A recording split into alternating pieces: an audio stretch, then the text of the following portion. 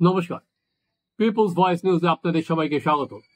এবার বাজেট অধিবেশনের দ্বিতীয়ার্ধেই আসছে অভিবাসন ও বিদেশি নাগরিক বিল 2025। এই বিল স্বভাবতই বলা যেতে পারে এখনই যে আবার বিতর্ক সৃষ্টি করবে। এই বিলে বাংলাদেশ থেকে অবৈধভাবে ভারতে এসে যারা বসবাস করছে এবং রোহিঙ্গাদের ধরপাকড়ের ব্যাপারে যে আইন রয়েছে তা আরো শক্তিশালী করা হবে, এটাই মনে করা হচ্ছে। এবার আজকে যে আলোচনাটা আমরা করব, কোন কেন এই বিলটা এখন আনা হচ্ছে এবং কোন তথ্য এবং ফ্যাক্টসের ওপর নির্ভর করেই বা এই বিল আনা হচ্ছে। আমরা যদি আমেরিকার দিকে তাকাই, তাহলে ট্রাম্প ক্ষমতায় আসার পর যেটা অলরেডি সেটা শুরু হয়ে গেছে, যারা অনুপ্রবেশ করেছিল তাদের আবার ফিরিয়ে দেওয়া হচ্ছে এবং ওনার হচ্ছে আমেরিকা ফার্স্ট এই নীতিতে। কিন্তু অন্যান্য সব দেশে তিনি যারা অনুপ্রবেশ করেছিল তাদের তিনি ডিপোর্ট করে দিচ্ছেন, ফিরিয়ে দিচ্ছেন। এখানেও তাই। নরেন্দ্র মোদীর যেটা হচ্ছে সেটা হচ্ছে নেশন ফার্স্ট, ইন্ডিয়া ফার্স্ট, এর ওপর ভিত্তি করেই কিন্তু এই বিলটি আনা হচ্ছে। 16 নম্বর আইটেমে এই বিলটা আছে। এই বিলটা যেটা কেন হচ্ছে, এর পরিপ্রেক্ষিতটা কি, যেটা হচ্ছে এনসিআরবির যে ডেটা, সেই ডেটা অনুযায়ী যে ভারতবর্ষে যে ক্রাইম হচ্ছে সেখান থেকে তার 56% হচ্ছে বাংলাদেশের থেকে অনুপ্রবেশকারী। এছাড়া নাইজেরিয়ান ও নেপালেরা ক্রাইম করছে হচ্ছে 20%। আপনাদের মনে আছে যে বারবার করে যখন পশ্চিমবঙ্গে ভোট হয়েছিল, তখন সেই ভোটে কিন্তু অমিত শাহ হোক, নরেন্দ্র মোদী হোক বা বিজেপির যে কোনো নেতা হোক, সেখানে কিন্তু তারা অনুপ্রবেশ সমস্যাটাকে সব থেকে বড় করে তুলে ধরত। আপনাদের মনে আছে হয়তো, নরেন্দ্র মোদী বলেছিলেন পশ্চিমবঙ্গের কয়েকটা জেলায় হিন্দুরা দ্বিতীয় শ্রেণীর নাগরিক হয়ে গেছে। শুধুমাত্র যে পশ্চিমবঙ্গের ভোটে তাই নয়, সেটা ঝাড়খণ্ডের ভোটে, সেটা আসামের ভোটে, সেটা অন্যান্য রাজ্যের ভোটেও কিন্তু বিজেপি একইভাবে এটা তাদের প্রচারে নিয়ে আসে এবং তার সঙ্গে যেটা প্রচারে বলে যে সাধারণ মানুষের যে রেশন, যে খাবার, তাদের যে অধিকার, তার এই ইনফিল্ট্রেশনের, এই অবৈধ অনুপ্রবেশের ফলে সেটা তাদের খাবার এই অনুপ্রবেশকারীরা খেয়ে নিয়ে চলে যাচ্ছে। এবার চলুন আপনাদের কতগুলো হার্ড স্ট্যাটিস্টিক্স আপনাদের সামনে পেশ করি। সেখানে 1921 সালে আসামে মুসলিম পপুলেশন ছিল হচ্ছে 19%। সেই 2021 সেন্সাস অনুযায়ী, জনগণনা অনুযায়ী সেই মুসলিম পপুলেশন গিয়ে দাঁড়িয়েছে হচ্ছে 34%। আসামে 33টা জেলার মধ্যে 11টা জেলা হচ্ছে মুসলিম প্রধান, মুসলিমরাই সেখানে সংখ্যাগরিষ্ঠ। ওখানে যেটা দেখা যাচ্ছে মুসলিম পপুলেশন একইভাবে পশ্চিমবঙ্গে 19টা জেলার মধ্যে 9টা জেলায় হচ্ছে 25%। কিছু কিছু জেলায় তো মুসলিমদের পপুলেশন সেখানে 70% পেরিয়ে গেছে, মুর্শিদাবাদ সহ কিছু জেলায়।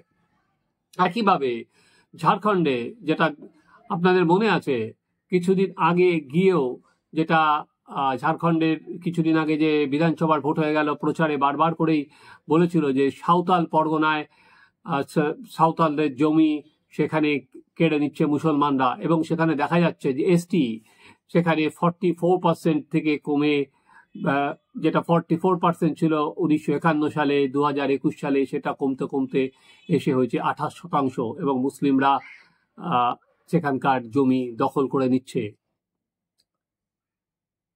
কিছুদিন আগে দেখলেন যে উপরাষ্ট্রপতি জগদীপ ধনকর, তিনি পর্যন্ত কিন্তু সোচ্চার হয়েছিলেন এই বেআইনি অনুপ্রবেশ নিয়ে, এবং এর যে কোনোভাবে এতে যদি আটকানো না যায় তাহলে ভারতের ওপর যে চাপ পড়ছে, যে ভারতের ওপরে বিভিন্নভাবে বলা যেতে পারে সমাজ বিরোধীদের তৎপরতা বাড়ছে, জঙ্গি আনাগোনা বাড়ছে, সেটার দিকে কিন্তু বারবার করে সেটা ইঙ্গিত করা হচ্ছে। এই যে কিছুদিন আগে দেখলেন যে সৈফ আলী খান এর ওপর যে আঘাত হলো, সে যে আঘাত করলো সেও কিন্তু বাংলাদেশের বাসিন্দা, সেখান থেকে অবৈধ অনুপ্রবেশ করে সে মুম্বাইতে এসেছিল।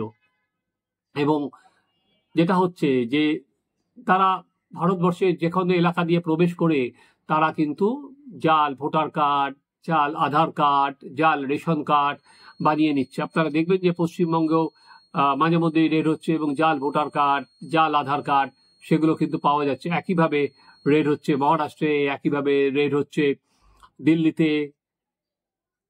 বারবার করে এই অবৈধ অনুপ্রবেশকারীদের ধরা হচ্ছে। এবার দিল্লির বিধানসভা ভোটেও কিন্তু এই রোহিঙ্গা অন্যতম কিন্তু প্রচারের হাতিয়ার বিজেপি সেখানে বলেছে যে তারা যদি ক্ষমতায় আসে দিল্লিতে যে রোহিঙ্গারা বসবাস করেছে তাদের দেশে ফিরিয়ে দেবে। স্বাভাবিক যে যখন বিজেপি এই অভিবাসন এবং বিদেশি বিল নিয়ে এগোচ্ছে তখন যারা ইন্ডিয়া শিবির তারা কিন্তু সেটাকে দেখবে হচ্ছে মেরুকরণের রাজনীতি হিসাবে। তারা কিভাবে এটা তাদের লাইনই হচ্ছে এটাকে তারা বাধা দেবে এবং তারা বলবে যে একটি নির্দিষ্ট সম্প্রদায়ের মানুষকে তারা আর কি দেশ বিরোধী প্রমাণ করতে চাইবে। যেটা ওয়াকআপের সময় আমরা দেখতে পারলাম যে ওয়াকআপ বোর্ড নিয়ে বলা হচ্ছে মেরুকরণের তাস খেলছে বিজেপি। এই ক্ষেত্রেও কিন্তু একই লাইনে ইন্ডিয়া জোটের শরিকরা প্রচার চালাবে। তৃণমূল কংগ্রেস যে এই বিলের বিরোধিতা করবে এইটা আর কোনো বলার দরকারই রাখে না, কারণ তৃণমূল কংগ্রেস প্রথম থেকেই আমরা যেটা দেখে এসেছিলাম, সিএ যখন বিলটা ইমপ্লিমেন্ট হয়েছিল সিএ, তখন কিন্তু তৃণমূল কংগ্রেস তার বিরোধিতা করে। এখনো পর্যন্ত কিন্তু তৃণমূল কংগ্রেস সিএ, এনআরসি তা সব একাকার করে দেয় যে কোনো জায়গায় হলেই। কিছুদিন আগে আপনাদের মনে আছে যখন লোকসভা ভোট হয়েছিল, মমতা বন্দ্যোপাধ্যায় কিন্তু তখন যেখানে সংখ্যালঘু অধ্যুষিত এলাকা সেখানে গিয়ে তাদের বলছিল যে আসামের মতো তাদের ডিটেনশন ক্যাম্পে আবার নিয়ে যাওয়া হবে, ফেলে দেওয়া হবে তাদের,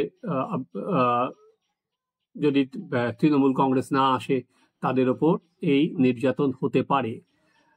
এবং যখন ওই সিএ এর সময় আমরা দেখেছিলাম বিভিন্ন এলাকায় ট্রেন লাইনের ওপর পাথর ছোড়া, তারপরে স্টেশনের ওপর ভাঙচুর, সেই কাণ্ড কারখানাগুলো হয়েছিল। কারণ তৃণমূল কিছুদিন আগে আমরা দেখলাম ওয়াকফ বিলেও তাদের প্রতিবাদ করেছিল এবং বলেছিল যে মুসলিম বোর্ডকে এভাবে কিভাবে অন্য সম্প্রদায়ের প্রতিনিধিরা থাকেন। ফলে এখনই বলে দেওয়া যায় তৃণমূল কংগ্রেস তার প্রতিবাদ করবে। এবং তৃণমূল যেটা করে যে এরকম কোনো জায়গায় হলেই কোনো বিল যদি সংসদে উত্থাপন হয় বা পরবর্তীকালে পাশ হয়, সেখানে সঙ্গে সঙ্গে পশ্চিমবঙ্গেও তারা একটা অনুরূপ বিল নিয়ে আসেন এবং সেটার কোনো গুরুত্ব থাক বা না থাক সেটা তারা নিজেদের এখানে সর্বসম্মতিক্রমে পাশ করায়। তাদের বিজেপি বেশিরভাগ সময় ওয়াক আউট করে রাজ্য বিধানসভা থেকে, তারপর সেটা পাঠিয়ে দেয় রাজ্যপালের কাছে, কারণ তারা তাদের ভোট ব্যাংকে আর কি বার্তা দেয়, দেখো আমরা তোমাদের পাশে আছি। ফলে এখানেও এবার বিলটা হয়তো উত্থাপন হবে, তারপরে কোথায় জেপিসিতে যাবে কিনা সেটা তো আমরা স্পিকার কি করেন আমরা লক্ষ্য রাখবো। কিন্তু তৃণমূল কংগ্রেস কি করবে সেটা কিন্তু আগ বাড়িয়েই বলে দেওয়া যায়। দেখা যে বিজেপি এই বিলটা করার পর দ্রুত কতটা এগোয়, না কি ওই যেটা হয়েছিল সিএ এনআরসি বলার পর আটকে গিয়েছিল। কারণ আপনাদের মনে আছে হয়তো অমিত শাহ বলেছিল ক্রোনোলজি সামজিয়ে প্রথমে সিএ তারপরে এনআরসির কথা বলেছিল, কিন্তু এখন সিএ এর পর এনআরসির কথা বিজেপির নেতাদের মুখে আর শোনা যায় না।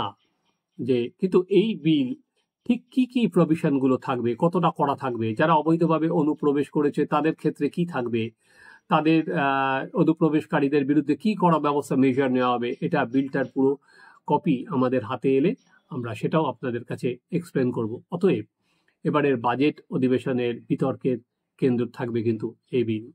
আপনারা দেখতে থাকুন আমাদের চ্যানেল সাবস্ক্রাইব করুন, আপনাদের মতামত জানান।